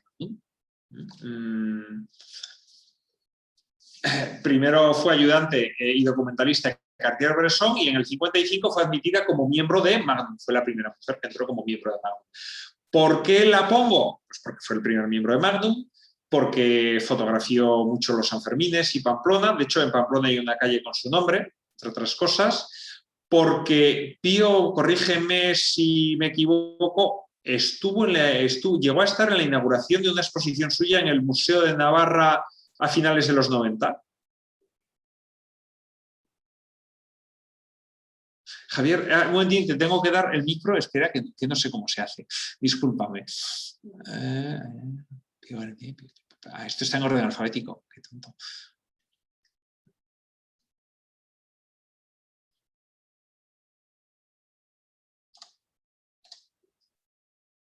Pues no sé cómo hacer que hables, tío, pero es así, ¿verdad? Ahora. Sí, efectivamente. En los 90 no podría decir exactamente en qué año, pero estuvo en Pamplona, estuvo en Sanfermines. Yo estuve con ella en la calle Estafeta, estuve en la Plaza de Toros y sí, efectivamente. Es que me parece una de las grandes figuras de la historia de la fotografía y tenemos un libro firmado por ella en la agrupación. Joder. Entonces, bueno, pues eso, ¿no? Y aquí, bueno, pues tenemos una serie de fotografías. Lo de la izquierda, pues os podéis imaginar, creo que es Sevilla, pero bueno, no lo tengo muy claro, pero es una foto clásica de ella. La foto de la derecha es de un trabajo que hizo, recorrió el Danubio. Recorrió, fue bajando por el Danubio y dices, bueno, pues esa fotografía, la fotografía de la derecha pertenece a la serie sobre el Danubio. Un momentín, que haga clic. Aquí tenemos una composición. Fijaros, esta composición, de nuevo, a mí me podría ser Cartier-Bresson, no sé, o me lo recuerda un poco. Podríamos establecer comparaciones con varias fotografías de Cartier-Bresson. Y todo esto que estáis viendo es Pamplona. La primera vez que estuve en Pamplona sí que sé que fue en el 54. Que probablemente es de cuando se hicieron estas fotografías. Lo de abajo, la de la izquierda son las escaleras detrás en el lateral del ayuntamiento. Los otros son Sanfermines, pero no me preguntéis cuándo. Y esto es también pues, Sanfermines. Pamplona, curas y militares. Vale. Entonces, bueno, pues con esto dejamos un poquito atrás Nájera, ¿vale? Vamos a seguir con fotografía de moda. ¿Por qué? Porque a mí me gusta la fotografía de moda y como hay que ir pasando por distintos palos, hemos hablado de reportaje, hemos hablado del Club del Diafragma 64, entonces vamos a tratar de hablar un poquito de moda. Voy a pasar muy rápido porque veo que se me está comiendo el tiempo. Vale, Edward Steichen. Vale, Edward Steichen es la leche. ¿Por qué? Ha hecho fotografía de moda, ha hecho reportaje. Ha sido miembro de Photosecession, fue miembro del grupo Photosecession, el de Alfred Stieglitz, el que reivindicaba la fotografía como arte. Y finalmente fue el encargado de fotografía del MoMA y organizó la The Family of Man. Él fue el que organizó todo el montón, fue el que organizó el follón. Al referirme al follón, hablaremos el próximo día con algo más de calma de la familia de Family of Man. Pero ha sido la mayor exposición probablemente en la historia del hombre, ¿no? En la historia de la fotografía. Y yo le veo mucha importancia en relación a la fotografía humanista, ¿no? Y el hecho de que a día de hoy, de nuevo, mira, Raquel Blanco a todos. El ayuntamiento compró sus fotos y le dio una medalla, ¿no? Vale, por ahí. Comenta Raquel, que yo leo el chat así al rato, por lo que estoy viendo. Bueno, entonces... ya hablaremos de la familia del hombre, ¿no? Cómo fue una especie de... Vamos a tratar de enseñar cómo es el mundo mediante la fotografía. Entonces, digamos que se lanzó el proyecto, se recibieron miles y miles de fotos y se hizo una selección de 500, 600 fotografías, que como exposición tela era para emborracharse para fotos un rato. Entonces, era el modo, para veros, eso, joder, es que yo trataba de explicarlo una vez, ¿no? Y dices, vale, a día de hoy tenemos internet. Hace 20, 30 años teníamos la tele. Las revistas muy comunes, grandes, pero ahora poneros en el 55. Por cierto, las edades del hombre, de Family of Man, no las edades del hombre, de Family of Man, se inauguró el mismo año que la agrupación fotográfica y cinematográfica de Nápoles. Esto así como dato interesante, en el 55. Me acabo de acordar, ¿no? Pero bueno, ahí lo tenemos. Edward Steichen. Y fijaros qué fotografías de moda. Claro, los tenemos que retrotraer, pueden resultarnos algunas antiguas, es que lo son, ¿vale? Pero vamos a ver cómo muchos autores se basan en esto para después ir evolucionando hacia otro tipo de fotografía, otro tipo de moda, otro tipo de trabajo. Entonces, bueno, a la izquierda tenemos la fotografía donde está jugando con las texturas y el retrato. A la fotografía de la derecha, esa iluminación me parece absolutamente impresionante. Pensaros que estamos en una foto de los años, no sé si de 40, creo, a ver, lo digo un poquito a ojo, ¿no? Entonces, cómo está jugando con esa iluminación lateral, con esas sombras. A mí la fotografía esta me parece espectacular, ¿no? Ojalá pudiese hacer algo parecido. Luego vamos a hablar de Horst P. Horst. No lo tengo muy claro porque se llama y se apellida igual. Pero bueno, se llama y se apellida igual. Entonces, también es una fotografía que nos vamos a encontrar unos diseños de moda. Fijaros, pues bueno, lo he puesto aquí, ¿no? Esta fotografía como muy clásica, muy fotografía de moda de los años 50, de los años 40. Y, sin embargo, ya empezamos a tener otros juegos ya más avanzados. Fijaros el juego de las manos, la diagonal, ¿no? Cómo nos está proponiendo cosas creativas. De hecho, esta fotografía de la derecha, la de las manos, encima yo señalo a mi derecha, pero bueno, vuestra derecha también, imagino. Esa fotografía la vamos a ver después en Ray Gibson. Rehecha, actualizada de otro modo, pero esa misma idea la vamos a ver en otros autores. Irving Penn, un gran retratista. Truman Capote, creo que es el de la izquierda, y el de la derecha es Al Pacino. El otro, sí, Al Pacino. Vale, sí, ¿no? Os estoy diciendo una barbaridad.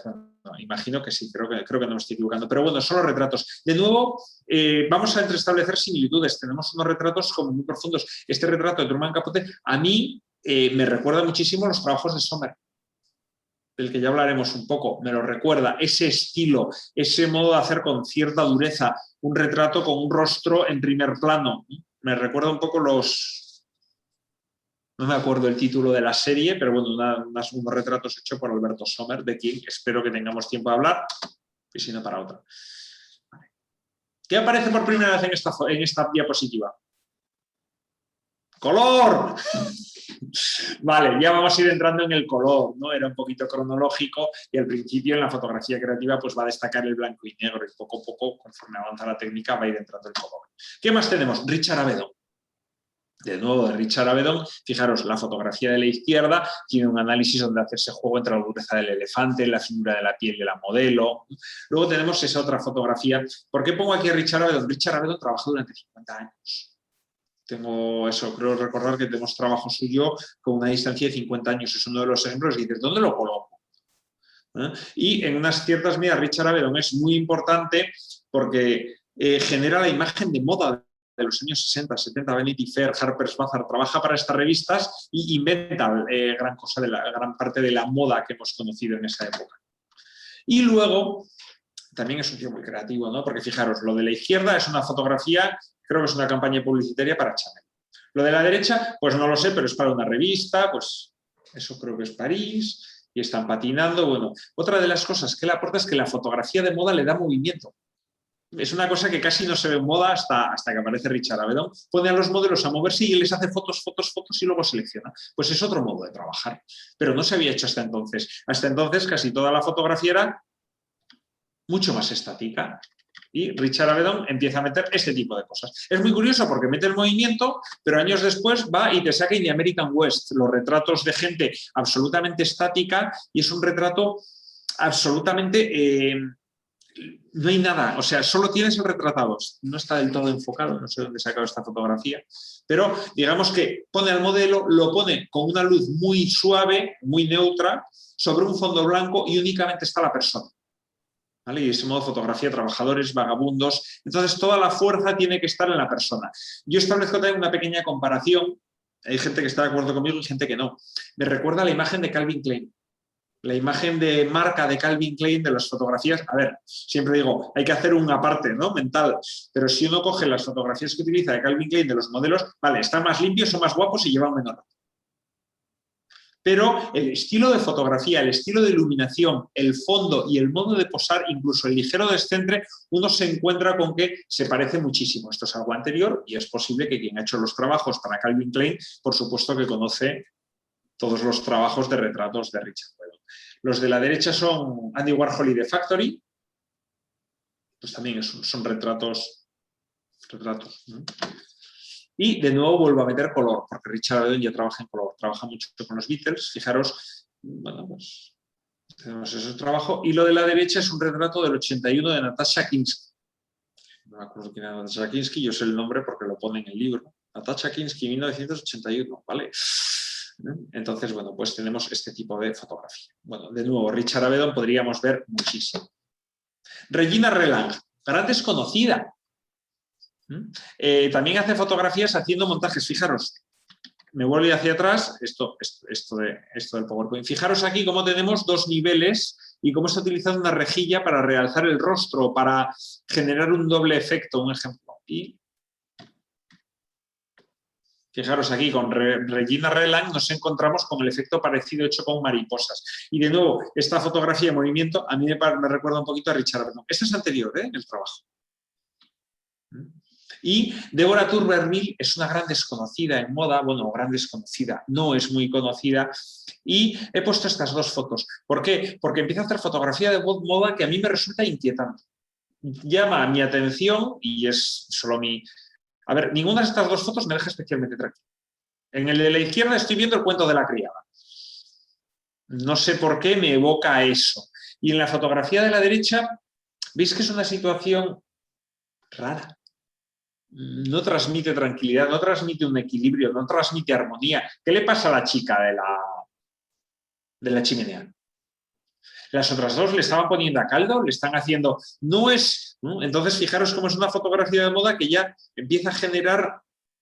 Eso nos lo vamos a encontrar después en fotografía de moda rara, en Erwin Olaf, por ejemplo. No sé si conocéis a Erwin Olaf, es otro autor que, a ver si tenemos tiempo de verlo, si no, yo os pasaré una lista de autores que creo que son interesantes, si queréis verlos, y luego además os enseñaré una cosilla de Twitter. ¿Vale? Y pasamos al retrato. Lisette Model. ¿Por qué he puesto a Lisette Model? Porque después voy a hablar de Diane Arbus.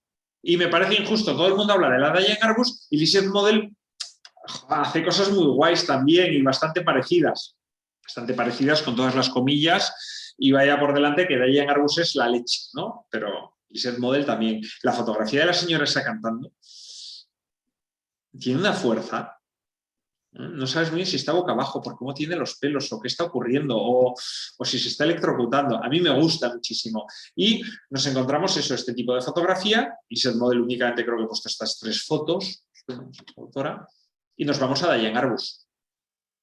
Vale, Diane Arbus tiene una vida, bueno, Javier Ugarte podría hablar, sé que es un gran estudioso de Diane Arbus, que nos podría contar muchísimas cosas de ella, entonces yo voy a decir poquito para no meter la pata, ¿vale? Porque uno se puede tirar de la moto cuando quien le escucha, pues no le hace caso o no tiene mayor idea, pero en este caso, bueno, Diane Arbus empieza trabajando de fotógrafa junto con su pareja, llega un momento en que de su vida, bueno, su pareja le deja por otra, se rompe el matrimonio, tiene una serie de problemas y ella, eso le hace ser mejor fotógrafa. Ella plantea tanto su exmarido como ella misma plantea que eso le da el salto a buscar esos elementos raros, hacer ese tipo de fotografía de los frikis, ¿no?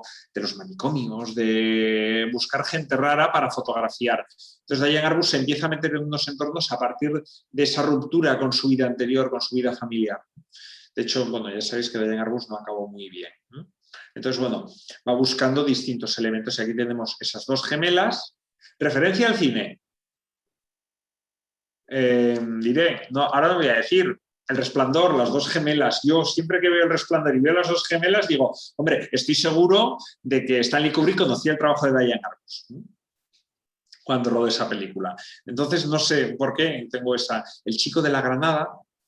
Si queréis se puede encontrar toda la serie de fotografías porque Diane Arbus aquí trabaja con 6x6 y hay 12 fotografías del chico de la Granada. O sea, es todo el rollo con fotografías, aunque se selecciona esa. Y una de las cosas curiosas es que Diane Arbus había nacido en una casa bien, por entendernos, había nacido rica, por decirlo de algún modo, y sin embargo tenía unos padres muy distantes, tanto con ellos como, digamos que ella siempre vio a sus padres como una gente muy distante. Y aquí retrata a estas 2 personas y yo encuentro una similitud, ¿no? Cómo busca esto. ¿Veis la distancia? Cómo nos están mirando, cómo... En cierta medida, y esto ya no lo he dicho yo, esto lo he leído, ¿no? Se encuentra una similitud entre esta foto y cómo veía ella a sus padres. Como gente muy distante, tanto entre ellos como con sus hijos, ¿no? Entonces, bueno, pues, y esta fotografía realmente, fijaros, uno mira hacia un lado, el otro, que igual es el momento, ¿no? Pero bueno, eso es un poquito... Annie Leibovitz. Vale. Curiosidades, de nuevo, tonterías, bueno, tonterías no son ninguna tontería, ya quisiera yo estar, ¿no? Primera, bueno, yo no puedo ser la primera mujer, pero tiene retratos en la Galería Nacional de Retratos de Washington, DC. En Washington hay una galería de retratos, una entidad pública que se dedica a tener retratos de gente célebre, la mayoría están a disposición del público y, bueno, fue la primera mujer en exponer su obra en esa galería. Otra cosa muy curiosa, aparte de sus fotografías, es que se fue de gira con los Rolling en los 75, eso tuvo que molar mucho. ¿Vale? Porque encima hay un reportaje muy largo suyo, creo que está gratis en internet, se puede encontrar, donde ella expone como eso fue una locura, ¿no? Y, no, si te vas de gira con los Rolling, te vas de gira con los Rolling con todas sus consecuencias, ¿no? Y bueno, ahí se ve en su fotografía. Fue la última persona que retrató a John Lennon en un retrato de estudio, ya lo conocéis.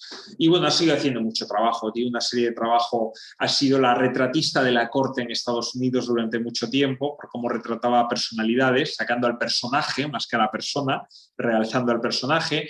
Ha tenido una serie de fotografía mucho más intimista, menos conocida. Y bueno, tiene una serie de trabajos. Y los últimos años ha hecho algunas cosas para cine que a mí me encantan. Pero yo soy muy gamberro y me gusta mucho el colorín. Ahora os enseño algunas de las cosas que ha hecho para Disney. Bueno, aquí tenemos la gira de los Rolling. No sé, es una foto y dices, claro, es que hay que estar ahí, ¿no? Hay que estar a pie de escenario para hacer esta foto. Luego aquí tenemos los personajes retratados. El de la izquierda es Risto. Risto es un artista que hacía performance y se dedicaba a envolver cosas. Envolvió el Raystar, envolvió no sé qué estatuas y aquí, bueno, le saca envuelto. No tenemos ni idea de cómo es Risto porque lo tiene envuelto. Risto Mejide no, el otro. Y la otra, que hay gente que se sorprende, es que la portada de Born in the USA es una fotografía de Andy Leibovitz, del disco de Bruce Springsteen. ¿Vale? Bueno, pues esta es parte de sus fotografías. Más fotografías de gente famosa, Whoopi Goldberg. Este es un retrato relativamente conocido. Podríamos encontrar muchísimos, ¿no? A mí me gusta mucho una serie que tiene de este pintor que murió en el 85, 86. Pues no me va a salir el nombre. Este que hacía monigotes parecidos a los de Urmeneta, pero los hacía antes. No me sale. Vale, seguro luego si me viene a la cabeza os lo digo. Y estos son los trabajos que está haciendo ahora personajes. Está, o hace unos añitos, ahora mismo no sé qué está, pero esto ya tiene unos años, pero lo que está haciendo es para películas de Disney y montajes, pues plasmar este tipo de personajes con mucho color, fijaros que es una fotografía muy trabajada. Dices, es fotografía, aquí muchas veces hay debate, no, eso es un montaje. Bueno, no sé hasta qué punto es un montaje o no es una propuesta que a mí me parece interesante, una propuesta visual. Y fijaros qué guay. Esto lo vamos a relacionar, fijaros, porque luego os voy a enseñar unos trabajos, luego el próximo día, de Alexia Sinclair. Porque afortunadamente me está dando tiempo a ir más o menos en orden. Estoy llegando a finales del siglo XX con gente más o menos interesante, espero. Y el próximo día nos toca chafardear, que yo os voy a enseñar cositas. Otros autores destacables, Willy Ronis, ¿vale? Me voy hacia atrás, todos conocéis a Willy Ronis. Willy Ronis es una persona súper tierna en su fotografía. A ver, a mí me parece, todas sus fotografías me parecen muy humanas, ¿vale? De nuevo, hay fotografías suyas. De hecho, yo no sé si esta foto no está en The Family of Man, no lo sé. Pero bueno, es un niño aprendiendo a escribir su nombre. Aparte de la eliminación. Esta es su mujer en la Provenza. Ellos huyeron de Francia cuando la ocupación nazi, fueron a la Provenza y estuvieron viviendo en una casa de campo, ¿no? Entonces esta fotografía, digamos que es una fotografía de su intimidad. Ella es su mujer, ¿no? Y nos la plasma así. Y aunque yo no tengo fotografías porque no se han publicado demasiado, Willy Ronis en sus últimos años su mujer murió de Alzheimer y él retrató, la cuidó hasta el último momento y documentó todo ese proceso de su mujer, ¿no? Con una fotografía muy tierna, muy cariñosa, ¿no? Yo he visto algo, pero esta mañana, la verdad es que estaba buscando esto toda leche esta mañana y no he localizado los trabajos, ¿no? Pero siempre hay como una cercanía, ¿no? Es una persona, no sé, me hubiese gustado conocerle porque me parece que tiene que ser una persona muy humana, muy cercana. Joder, apetece tomarse un café, tiene que ser buena gente. El tío que hace esta foto no puede ser mala persona. O es la impresión que me da a mí. O esta, ¿no? Se nota como un... Tiene su historia detrás de esta foto, porque parece que él estaba ahí y hizo la foto. Dice que tururú, que le vio y dijo, espera que voy a por la cámara, porque él estaba... No, él le vio, le dijo, espera que voy a por la cámara, porque debía de estar arreglando algo y estaba encima encalando algo. Entonces debía de estar hecho una... Tiene su historia la fotografía, si se busca y él la cuenta. Robert Mapplethorpe. Aquí he pegado de nuevo un enlace de un artículo que se publicó en El País, en Babelia, en 2016, donde habla de su vida, de, bueno, pues un poquito todo, ¿no? Como él fue educado en una determinada cultura, luego el tipo de fotografía que hacía. Pero bueno, vamos a tratar de ver... ¿Estáis viendo a Weston? Porque yo Mapplethorpe lo relaciono mucho con Weston, por esa búsqueda de la plástica, por esa búsqueda de la belleza, ¿no? De un modo o de otro. Todos conocemos a Mapplethorpe, o casi todos conocemos a Mapplethorpe, y después ya nos vamos a encontrar otro tipo de fotografía. Pero esta suavidad, ¿no? Este juego, ¿no? A mí este retrato, por ejemplo, me maravilla. No sé por qué, pero me maravilla. ¿Veis la piel de cera, ese acabado, ¿no? Y, bueno, y toda la fotografía que tiene de desnudo y que no he metido aquí, creo. Bueno, he metido solo parcialmente, no os voy a engañar, pues porque no sabía qué público iba a ver y tampoco... Como no os veo, ¿no? Si estuviésemos en un ámbito más cercano, pues dices, pues no tengo ningún problema, ¿no? Robert Mapplethorpe es una persona que cuenta su vida sexual de un modo absolutamente descarnado. Él se mueve en según qué círculos sadomasoquistas en California en los años 70 y te lo enseña, ¿vale? Entonces, es un tipo de fotografía, buscar quien tenga curiosidad, busca Mapplethorpe, pues tiene miles de fotografías para localizar. Pero bueno, es una persona por un lado muy plástica y que hay que separar muchas veces, o sea, separar o tratar de verlo, ¿no?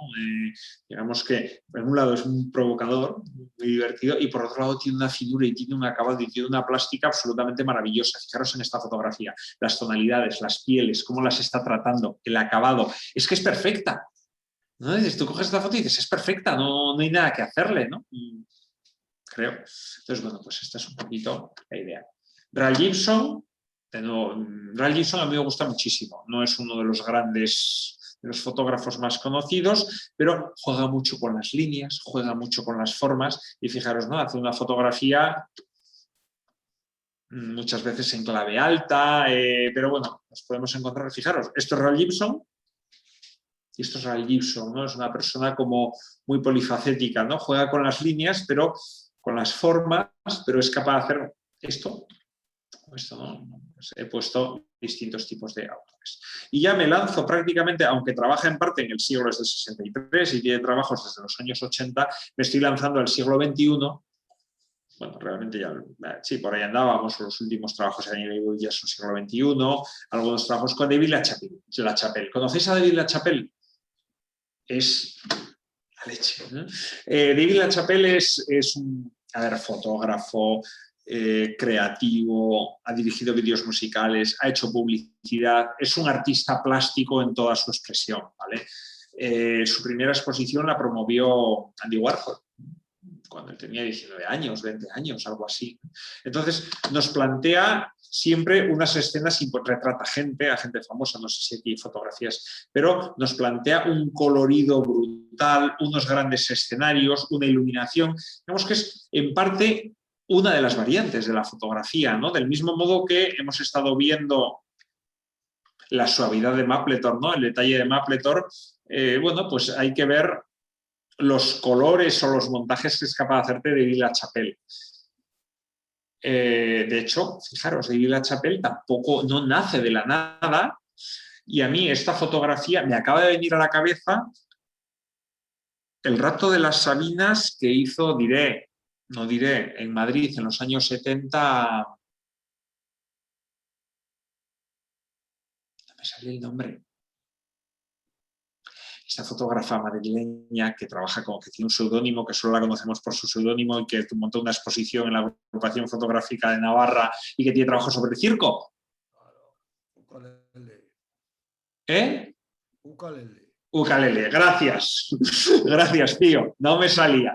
Y no sé si dices, bueno, pues hay ciertas similitudes con algunos de sus trabajos. Bueno, pues porque es la época y es lo que vamos viendo. Mary Ellen Mark. De nuevo estoy saltando hacia atrás. ¿Habéis visto? Ya estoy pasando por distintos autores. Mary Ellen Mark es una reportera, principalmente una reportera. Su frase más más representativa desde mi punto de vista, y algo he leído sobre ella, algo, no mucho, era: no hay nada más increíble que la realidad. Entonces te encuentras con que tiene trabajos en la India, tiene trabajos en el circo.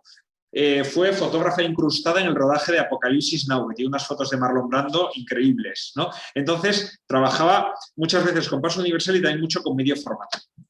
Fijaros, el trabajo en el circo. Y la fuerza, ¿no? Está de nuevo con Mary Mark, que va a ser la fotografía en blanco y negro. Y si os parece, son las 21:30, voy a terminar con Sally Mann.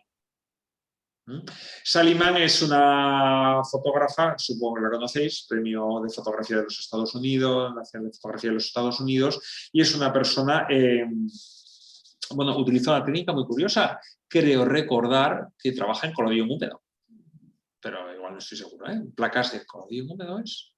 No me acuerdo. Y trabaja con una cámara del siglo XIX, con una óptica que tiene un viñeteo de la leche. Pero eso precisamente le hace generar una imagen muy característica. Y yo estuve en unas charlas que dio hace 3 años, no sé, Carlos Cánovas, que era Resistencias, ¿no? Y hablaba precisamente de autores que se están yendo hacia técnicas anteriores que en cierta medida les encorsetan, pero también le da una característica a su obra, ¿no? Han decidido jugar en ese. Y hablaba de Sally Mann y de Nicholas Nixon. Nicholas Nixon trabaja con grandes placas para hacer retrato, 20-25, y Sally Mann, bueno, trabaja con técnicas del siglo XIX.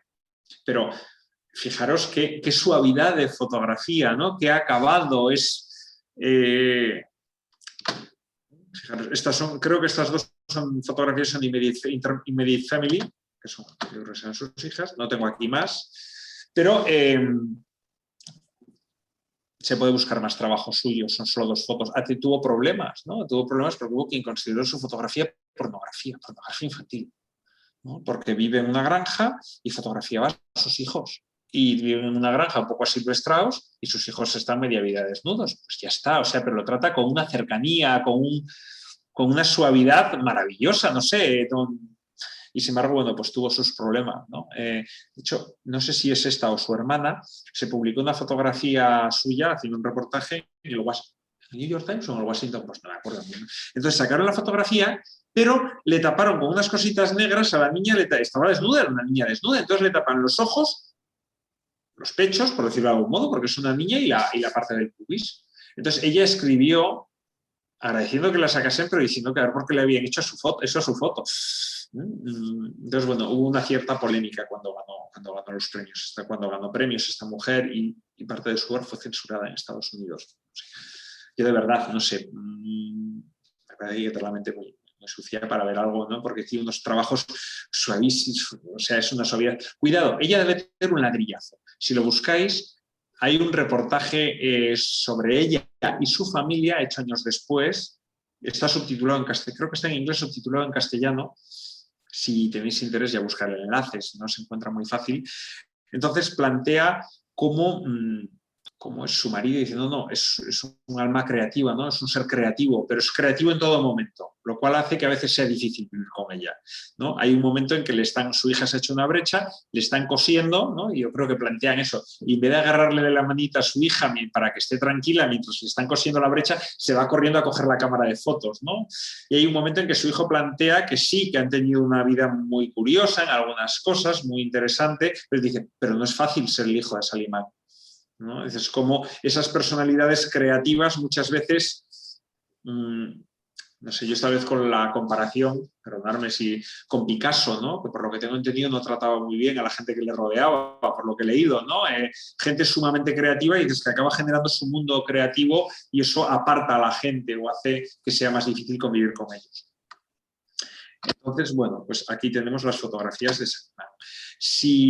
No sé si Javier está por ahí, y si os parece, el próximo día yo ya lo que haría sería sobre esto plantear distintos autores. Me vais a dar un segundo, por si alguien tiene interés, no tengo mayor... Fijaros, yo tengo un Twitter bastante poco serio, voy a tratar de entrar en Twitter y que lo veáis. Porque os voy a proponer un ejercicio si a alguien le apetece, ¿vale? Y siempre partiendo desde el punto de vista de que yo no sé nada de fotografía. Yo me dedico a ver fotografía y hay cosas que me gustan. ¿Estáis viendo la pantalla de mi navegador? Vale, no hay nada incorrecto, espero. Entonces, fijaros, bueno, pues aquí va a haber muchas tonterías, podéis pasar de ellas sobre mi trabajo y distintas cosas, pero si os echéis hacia atrás unos cuantos años, realmente yo me pegué durante un año y pico que cada día trataba de buscar un autor y una foto que me gustase y la publicaba en Twitter y ponía alguna pequeña Willy Ronis, desnudo, París 1970. ¿No? Aquí hay tonterías, pero por ejemplo, no sé si habéis oído hablar de Pedro Luis Raota. Yo conozco muy poquito suyo, ¿no? Pero veo esta foto y digo, ojo, merece la pena. Merece la pena aunque solo sea por ver esta foto. Ahora aquí Javier. Sí. Fue el fotógrafo aficionado en su momento más premiado del mundo. Fíjate, y yo sin saberlo. Vino aquí en San Fermines, se le expuso aquí, se le hizo una monográfica hace muchísimos años. Era muy amigo de esta agrupación. Pues fíjate, no tenía ni la menor idea. Sí. Ganó todos los premios sabidos y por haber en todo el mundo. La verdad pues es mira, que lo que más hacía era participar en grandes concursos internacionales y ganaba casi todos. Era el más premiado con mucho. Pues me parece muy bien porque yo vi sus fotos sin saber nada de todo esto 30 años después de que muriese y me gustaron. Yo tengo media docena de fotografías, pero aquí en Navarra pues hay... La familia Liaga pues tiene toda una colección de 30, 40 fotografías que se hizo una exposición. Vale. Os juro que esto no estaba preparado, o sea, el primero que cito, zas, ¿no? Parece que lo teníamos preparado, no, en absoluto. Bueno, pues únicamente si le queréis echar un vistazo, aparte de que, bueno, pues puede haber de todo, hay muchos autores, también hay tonterías. Bueno, John Goodman, a mí me gusta mucho el baile, el ballet, no sé. Erwin Olaf, ¿os acordáis que os he hablado de Erwin Olaf? El próximo día trataré de poneros algo suyo, ¿no? Pero aquí tenemos esta fotografía. Bueno, pues hay distintos autores. Bernard Plossou, tampoco saca Bernard Plossou, sí que es muy conocido, hay un par de libros suyos en la agrupación, ¿no? De Magnum, bueno, podríamos hablar. Saramún, bueno, pues aquí lo que tenéis es, aparte de tonterías, es porque es Twitter y es una cosa personal, ¿vale? Entonces, pero bueno, no hay nada que no esté dispuesto a que se...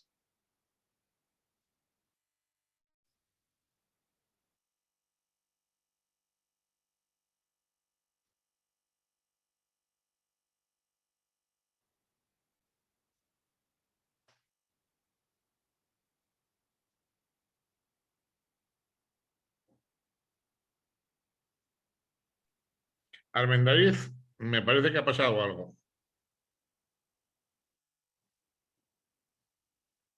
Os voy a dejar hablando a todos a ver lo que está pasando. Un segundo, ¿eh? Javier, ¿nos oyes? Te has quedado parado.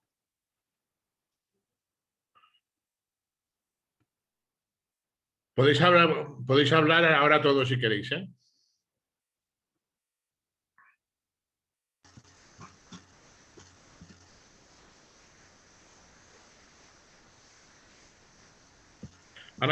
Ana Villanueva ha levantado la mano. Ana, cuando quieras puedes hablar si quieres, ¿eh?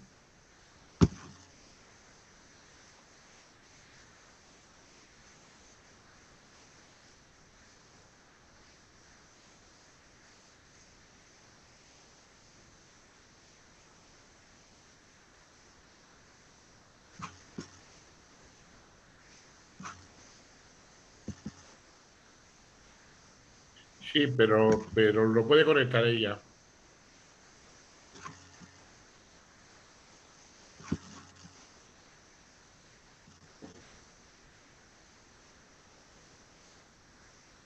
Hola, ¿se me oye?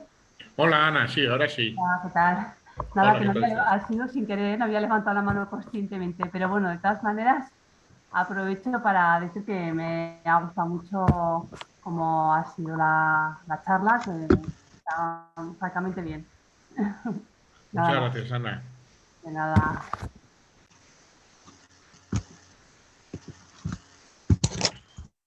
Se nos ha perdido Armendariz.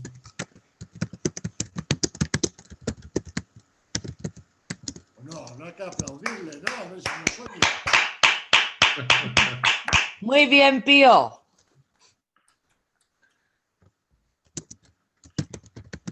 Si queréis podéis hablar todos, que os he dejado, ¿eh? Que basta con que activéis el micrófono.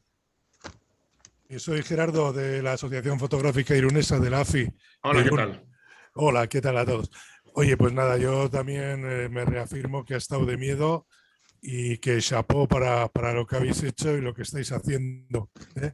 Os comento también, bueno, que en AFI, con esto de la pandemia, pues estamos casi un año cerrados, pero bueno, estamos manteniendo la llama de la asociación, haciendo directos cada 15 días de un miembro de la asociación o de fuera, y alternamos el otro miércoles con... Sobre esto, bueno, mi idea es el próximo día presentar autores, ¿no? De un modo más desordenado. Digamos que lo que he tratado de hacer ha sido únicamente de un modo... A ver, entiéndaseme, yo es la primera vez que hablo por internet, la primera vez que doy una charla o por la cosa esta, por internet, y no me resulta fácil porque no puedo interactuar con vosotros, ¿no? Como se puede hacer en una sala, con libros, con otra dinámica, ¿no? Espero que no haya sido muy latazo, porque desde mi punto de vista había que primero hacer un repaso a la historia, aunque sea por encima, ¿no?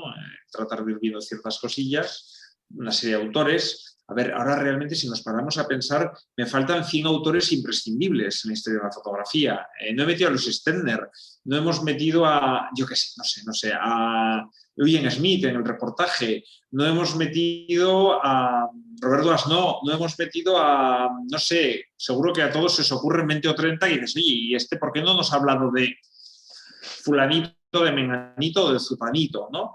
Entonces yo creo que faltan muchísimos, pero la cosa es tratar de ver unos poquitos, podemos detenernos, y el próximo día ver más autores. Nada más autores, pero ya ni siquiera de un modo tan ordenado, ¿no? Sino que yo, es que al final esto encorseta un poquito, ¿no? Porque mi idea de a lo guay esto es que si hablamos de un autor, como estoy compartiendo pantalla, podemos buscar cosas suyas en Internet. Pues es lo que nos hubiese faltado, en cada autor ponernos a buscar cosas en Internet. Oye, Javier. Sí. Javier, lo que son los años, y me ha alegrado mucho, has citado una serie de autores cuyas fotografías se vieron en Pamplona, los originales, desde Cartier-Bresson, la antología de Cartier-Bresson, de 400 fotografías ocupando toda la ciudadela en los años 80. Yo eso no lo vi. De Ralph Gibson, de Willy Ronis, toda esta gente expuso en el Salón San Fermín en sus años. Sí. O sea que, vamos, todo esto y en Pamplona... Y los ha traído la agrupación fotográfica. Eso los ha traído la agrupación. Porque en Pamplona también hemos, bueno, hemos hablado de Inge Morat, porque es una persona muy vinculada. Yo he visto la retrospectiva de Robert Capa en Pamplona. Man Ray, Mapplethorpe, joder, ya, sí. Pero bueno, a ver si... Entonces, bueno, la cosa es el próximo día tratar de ver autores y enseñar cositas. Tengo hasta algún vídeo, alguna gamberrada, porque yo hay una cosa que... bueno, sí, pone Raquel, que muchos de los autores que yo he citado, a ver, yo los autores que conozco, la mayoría los he conocido en la biblioteca de la agrupación fotográfica. Entonces, quieras que no, todos tenemos una cierta querencia hacia lo que hemos aprendido. Esos libros están ahí porque ha habido gente que ha tenido interés en ir y comprar esos libros y le ha parecido interesante esos autores. Es la gente con la que te relacionas, la gente con la que aprendes fotografía. Entonces se va generando un poco eso, ¿no? Y aquí yo hoy he pegado un repaso a la biblioteca de la agrupación en gran medida, no en todo, pero sí en gran medida.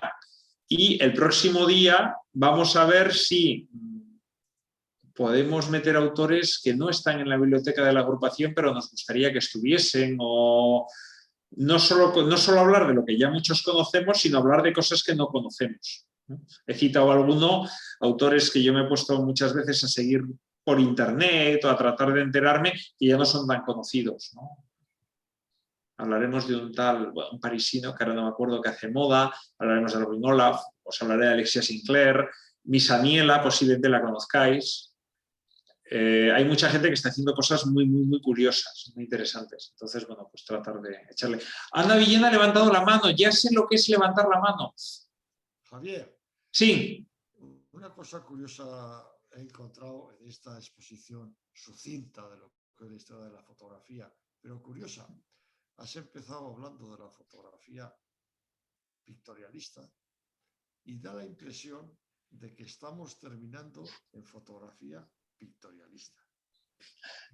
Lo he pensado alguna vez, sí, pero antes la fotografía pictorialista empezó con cierto, digamos que la fotografía pictorialista luchaba por parecerse a la pintura. ¿Vale? No he citado a Ortiz Echagüe. Si fuese a citar a un pictorialista de verdad, hablaría más de Miguel de Goicoechea. Y sin embargo, ahora lo que tenemos es que yo creo que ya desde una cierta manera las artes están confluyendo por las herramientas. Antes el arte visual por excelencia era la pintura. Hemos perdido la vergüenza de creernos pintores frustrados, ¿no? Seguramente. Ya se ha perdido la... Sí, yo, por ejemplo, yo me doy cuenta y a mí me gusta mucho la fotografía y sin embargo me doy cuenta como cuando compro láminas para mi casa casi siempre son cuadros. Que tampoco es que tenga un museo en mi casa, tengo cuatro cuadros, pero tengo una foto de Ansel Adams, pero el resto son cuadros. Kandinsky, esta gentuza. ¿Tienes original de Ansel Adams? Sí, claro. No, una lámina. Láminas, láminas compradas en la fundación. Yo tengo un original de Edward Steiger. Bueno, no está mal. Hay colecciones en Pamplona muy interesantes de fotografía. Sí. Un momentín, vamos a darle voz a Ana Villanueva, que ha levantado la mano a CEMISE, que yo no sabía lo que era ese logo. Pero creo que no lo ha bajado. Es que antes ha levantado. Bueno, yo le solicito para que reactive el audio, yo le doy permiso para que si quiere hable y ya está, ¿no? Entonces, bueno, pues la cosa es, si alguien... os voy a dar mi dirección de correo electrónico, ¿vale? No sé si escribirla, la escribo en el chat, porque si la deletreo va a ser un lío.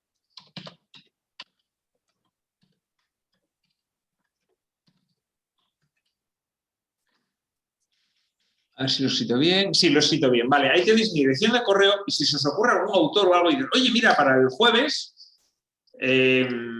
vamos a poner algo de esto. Fíjate que tengo aquí estas fotos y me queréis mandar algo, yo lo meto. O sea, yo el próximo día no voy a hablar tanto de, y eso que he oído de fulanito, estudió...